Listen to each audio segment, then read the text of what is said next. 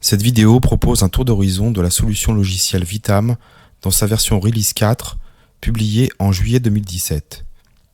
Celle-ci permet actuellement la prise en charge d'archives en tenant compte de nombreux référentiels archivistiques, le suivi et l'exploitation fonctionnelle de la plateforme, mais aussi la recherche et consultation des métadonnées et objets numériques, tout en leur garantissant un archivage sûr à valeur probante. Avant de vous connecter à la solution logicielle Vitam, il est nécessaire de choisir le tenant auquel vous souhaitez accéder. Chaque tenant correspond à un espace cloisonné et étanche de données. Nous allons donc choisir le tenant 0 et nous connecter en tant qu'administrateur. L'interface de la solution logicielle Vitam est composée de 3 menus principaux. L'entrée regroupe les interfaces permettant de soumettre et de suivre le versement d'archives. La recherche contient les interfaces permettant de consulter les archives prises en charge ainsi que le registre des fonds. Le menu d'administration, accessible uniquement à l'administrateur de la plateforme, regroupe les outils de consultation et de gestion des référentiels. Il permet également de consulter les journaux d'opération, de gérer les aspects liés à la valeur probante, ainsi que la réalisation d'opérations en mode pas à pas. Afin de rechercher et de consulter des archives prises en charge par la solution logicielle Vitam, il est nécessaire de définir les droits dans un contrat d'accès. En haut à droite se trouve un sélecteur de contrat d'accès. Présent principalement pour des facilités de recette et de démonstration, cet outil permet de limiter l'accès aux métadonnées et objets numériques selon les ressources demandées. Lorsqu'il souhaitera terminer sa session, l'utilisateur pourra se déconnecter en utilisant le bouton du même nom. La solution logicielle Vitam permet le versement d'objets numériques et de métadonnées sous forme de SIP. Ces SIP doivent être conformes aux standards d'échange de données pour l'archivage dans sa version 2.0, ainsi qu'aux exigences additionnelles de qualité demandées par la solution logicielle Vitam définie dans la documentation du produit. Nous allons procéder au versement d'un SIP contenant des photos prises lors de la cérémonie du 14 juillet 2007 sur les Champs-Élysées. Il suffit de sélectionner le SIP désiré et de confirmer son versement en cliquant sur « Importer ». L'interface affiche alors la progression du téléchargement de cette entrée. De nombreuses étapes de contrôle, de validation et de traitement sont alors exécutées par la solution logicielle Vitam jusqu'à l'enregistrement final des objets sur les offres de stockage et la sécurisation des métadonnées en base. À l'issue de l'opération, une notification de réponse est émise par le système d'archivage. Cette notification se base elle aussi sur le CEDA 2.0 et décrit les références vers les objets métiers créés dans la solution logicielle Vitam. Ces références permettront aux applications versantes de faire le lien entre les données envoyées dans le SIP et celles enregistrées par la solution logicielle Vitam. Le journal des opérations est l'instrument principal permettant de contrôler la bonne marche des opérations quelles qu'elles soient, en détaillant notamment les erreurs éventuellement rencontrées lors de ces dernières. Nous pouvons par exemple trier les opérations pour n'afficher uniquement que les opérations d'entrée. Notre versement du SIP du 14 juillet étant la dernière opération effectuée, il apparaît actuellement en première ligne du journal. En cliquant dessus, nous pouvons apercevoir le détail de tous les contrôles et traitements effectués sur ce SIP avant que la solution logicielle Vitam ne confirme son versement. Consultons maintenant les archives que nous venons de verser avec le SIP. Une de nos unités archivistiques contenant des photos du défilé, nous allons baser notre recherche sur ce mot. La liste des résultats s'affiche alors en accord avec les droits octroyés par le contrat d'accès, donnant un premier niveau d'aperçu des unités archivistiques correspondant à notre recherche. Nous décidons d'affiner notre recherche en utilisant le formulaire de recherche avancé en bornant les dates extrêmes à l'année 2007.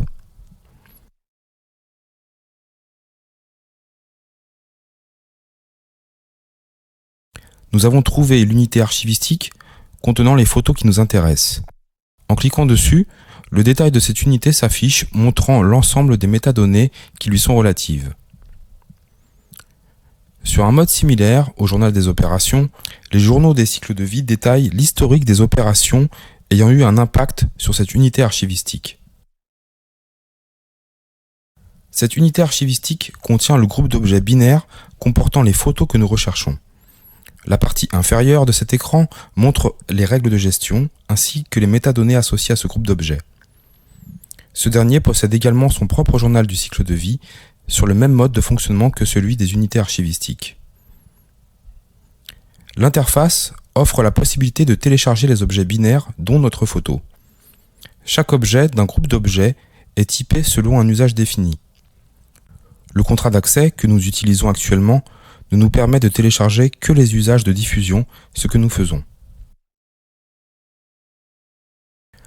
Le registre des fonds recense les services producteurs possédant des archives ayant été versées dans le système. Pour chaque producteur, la solution logicielle Vitam fournit un inventaire de ses stocks, nombre d'unités archivistiques et nombre d'objets restants, total de la volumétrie ainsi que quelques données additionnelles. Cet écran liste également pour chaque producteur l'ensemble des opérations ayant eu un impact sur le fond, incluant des informations sur les mouvements d'archives. La page référentielle de gestion permet de rechercher et d'afficher les règles de gestion. Il est possible d'y rechercher par intitulé. Nous recherchons ici toutes les règles dont l'intitulé comporte le mot communicabilité. Il est également possible de filtrer par type de règles, en recherchant par exemple sur les règles de diffusion. La zone de résultat est composée des colonnes intitulé, type, durée, description, identifiant. Au clic sur une ligne de résultat, une fenêtre modale s'ouvre, indiquant l'ensemble des informations de la règle de gestion. Il est ensuite possible de fermer la fenêtre en cliquant sur le bouton en bas à droite ou alors en dehors de la fenêtre. La page référentielle des formats est également constituée d'un formulaire et d'une zone de résultat. Le formulaire permet une recherche sur les noms. Il est également possible de rechercher par PUID, identifiant signifiant unique associé à chaque format. Cette recherche doit être exacte. La zone de résultat est composée des colonnes PUID, nom de format, version, MIME, extension. Au clic sur une ligne de résultat, une fenêtre modale s'ouvre et affiche l'ensemble de caractéristiques du format sélectionné. Pour les contrats d'accès, là encore, il est possible de chercher par nom et identifiant. Le détail du contrat permet, en plus de l'affichage de l'ensemble des informations du contrat, d'en modifier certains éléments. Il est ainsi possible d'activer et désactiver le contrat, de donner accès à l'ensemble des producteurs ou de le repasser à la liste prédéfinie et de faire de même pour les usages. Une fois la modification réalisée, il faut cliquer sur « Enregistrer » pour les conserver. La recherche et l'affichage de détails est le même pour les contrats d'entrée qui sont nécessaires pour réaliser une entrée d'archive. Pour ces contrats d'entrée, la seule modification possible est l'activation ou la désactivation du contrat. Les profils sont utilisés pour contrôler la structure et l'information contenue dans les SIP. Les profils sont composés de deux parties. La première est la description du profil sur le mode de ce que nous avons vu sur les contrats. La seconde partie est le fichier de profil qui contient la description de la structuration de l'information à respecter. Ce fichier doit être au format RelaxNG. Pour importer ce fichier dans un profil, cliquez simplement sur le bouton Parcourir. Le format du fichier doit correspondre à celui inscrit dans la description du profil. La gestion des opérations liste l'ensemble des opérations en cours. Il est possible de demander l'arrêt d'une opération en cours à tout instant.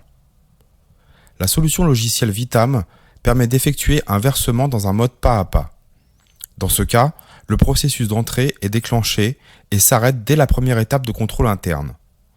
L'administrateur peut alors décider de passer à l'étape suivante, étape par étape, d'interrompre ce processus ou encore de le rendre sans interruption jusqu'à la fin. Ici, un certain nombre d'opérations sont en attente d'un passage manuel à l'étape suivante. En cliquant sur le bouton suivant, nous pouvons constater l'avancement du processus. La sécurisation des journaux permet de conserver leur valeur probante et ainsi de garantir le caractère intègre et non opposable de l'ensemble des opérations réalisées dans la solution logicielle Vitam. Pour réaliser cette opération, un ensemble de journaux correspondant à ceux qui n'ont pas encore été sécurisés sont soumis à l'opération de sécurisation.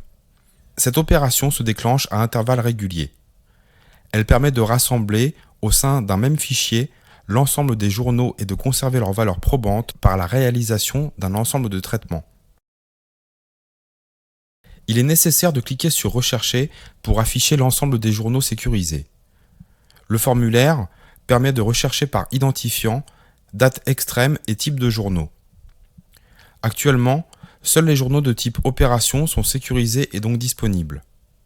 Chaque ligne de résultat est composée des colonnes type de journal sécurisé, date de début, date de fin et téléchargé. Au clic sur Télécharger, l'utilisateur récupère un zip contenant les journaux qui ont été sécurisés. En dessous des informations affichées sur la page de détail est affiché un bouton permettant de lancer la vérification de la valeur probante. Une fois l'opération effectuée, le détail du journal de l'opération est affiché sur le bas de la page. C'est également ici que le téléchargement du journal sécurisé est de nouveau proposé. La solution logicielle Vitam permet le versement de plans de classement ou l'import d'arbres de positionnement. Bien que ces deux structures aient un usage bien différent, les interfaces permettant au système d'archivage de les prendre en compte sont très similaires au versement des SIP. Les processus de ces opérations sont toutefois différents. Merci d'avoir regardé cet aperçu de la release 4 de la solution logicielle Vitam. Pour plus d'informations, n'hésitez pas à consulter le portail www.programmevitam.fr.